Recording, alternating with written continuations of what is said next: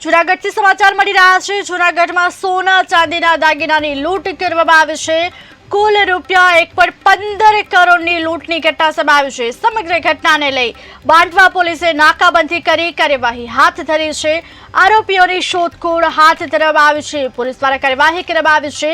બાંટવા પોલીસે નાકાબંધી કરી કાર્યવાહી હાથ ધરી છે। ત્યારે જૂનાગઢમાં સોના ચાંદીના દાગીનાની લૂંટ કરાઈ હોવાની ઘટના સામે આવી રહી છે। કુલ રૂપિયા 1.15 કરોડની લૂંટની ઘટના સામે આવી છે। સમગ્ર ઘટનાને લઈ બાંટવા પોલીસ દ્વારા નાકાબંધી કરવામાં આવી છે। બાંટવા પોલીસે નાકાબંધી કરી વધુ કાર્યવાહી હાથ ધરી છે। પોલીસ દ્વારા આરોપીઓની શોધખોળ પણ હાથ ધરવામાં આવી છે। ત્યારે કુલ રૂપિયા 1.15 કરોડની લૂંટની ઘટનાનો બનાવ સામે આવતા ચકચાર મચી જવા પામી છે। જૂનાગઢમાં સોના ચાંદીના દાગીનાની લૂંટને અંજામ આપવામાં આવ્યું છે। સમગ્ર ઘટનાને લઈ બાંટવા પોલીસ દ્વારા નાકાબંધી કરવામાં આવી। બાંટવા પોલીસે નાકાબંધી કરી આગળ કાર્યવાહી હાથ ધરી છે। વધુ વિગત સાથે સંવાદદાતા પ્રકાશ દવે જોડાયા છે। જે પ્રકાશ, જૂનાગઢમાં સોના ચાંદીના દાગીનાની લૂંટનો બનાવ સામે આવી રહ્યો છે, શું છે વધુ વિગત? ચોક્કસથી વાત કરવામાં આવે તો ગઈકાલે રાત્રે આ લૂંટનો બનાવ બનવા પામેલ હતો।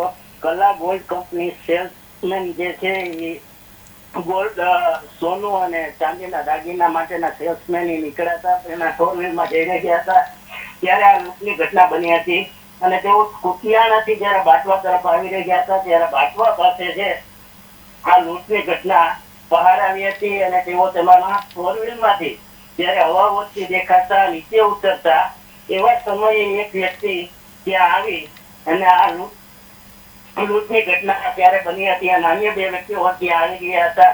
આમ આ લૂંટની ઘટના સામે આવી છે અને તેમાં 1.15 કરોડ ઉપરની સોના ચાંદીના દાગીના રોકડ સહિતની લૂંટ ચલાવવામાં આવી રહી હોવાનું આ પોલીસનો તપાસનો ધમધમાટ ચાલુ છે।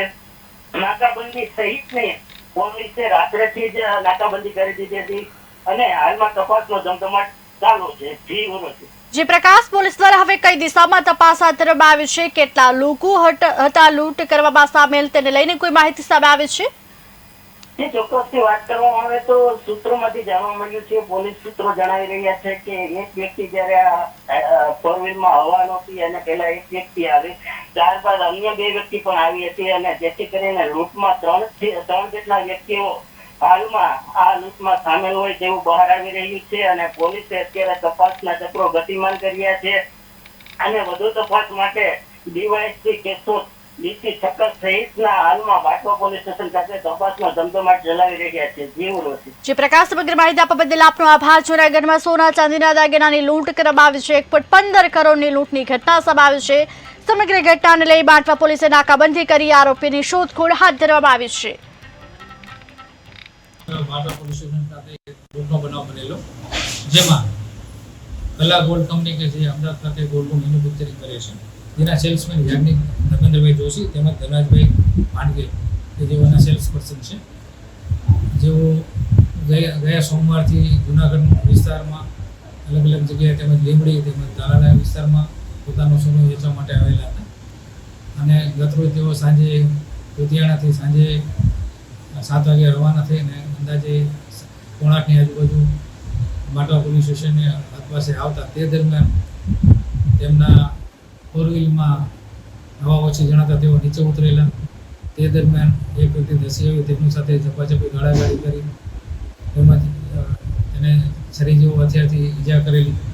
બાદમાં બીજા 2 જણ આવી જતા અને તેઓના ફોર વ્હીલની અંદરથી સોનાના દાગીનાની સુટકેસ હતી, જેમાં સોનાના દાગીના, ચાંદીના દાગીના તેમજ રોકડ રકમ મળી કુલ 1.15 કરોડ અને 82,000ની પોતાની લૂંટ કરી નાસી ગયાની ફરિયાદી શ્રી યાજ્ઞિકભાઈએ જાહેર કરતા બાંટવા પોલીસ સ્ટેશનમાં ગુનો દાખલ કરી આગળની તપાસ લોકલ ક્રાઇમ બ્રાન્ચના પોલીસ